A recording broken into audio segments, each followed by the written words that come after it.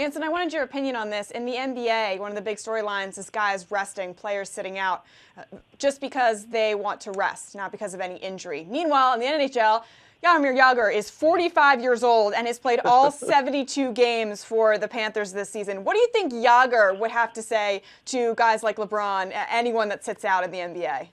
Oh, he would think it's a joke. I mean, I'm looking at my 120 sports schedule. I need to rest a little bit more, too. I think I need to take a couple of shifts off or a couple of shows off here just so that I can be more fresh for my next show, I think.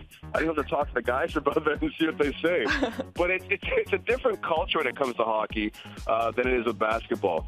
Yeah, I understand rest will definitely make you a fresher player, but that's what makes it so hard and it's such a challenge. And that's why not everyone can play in the National Hockey League or in the NBA, because you have to be mentally tough enough to compete over 82 games. If you weren't meant to play 82 games, they wouldn't have an 82-game schedule. And I think the way you combat that is you have guys, if you're going to rest games, coaching staff, okay, you have your players resting at home. Simple as that. If you want to have your star players rest, okay, they can rest at home and make sure they're playing on the road. But I think even more importantly, where I like to have my days off was practice days. Because you look at practices, usually NHL practices are an hour, hour and a half, maybe 45 minutes as you look at the second half of the season.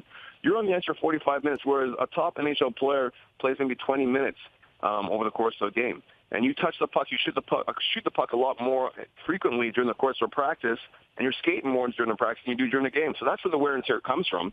So if you want to rest your guys, give them more off days during the regular season for practices, not during games.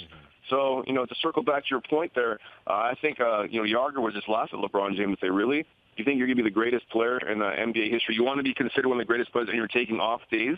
That's unheard of.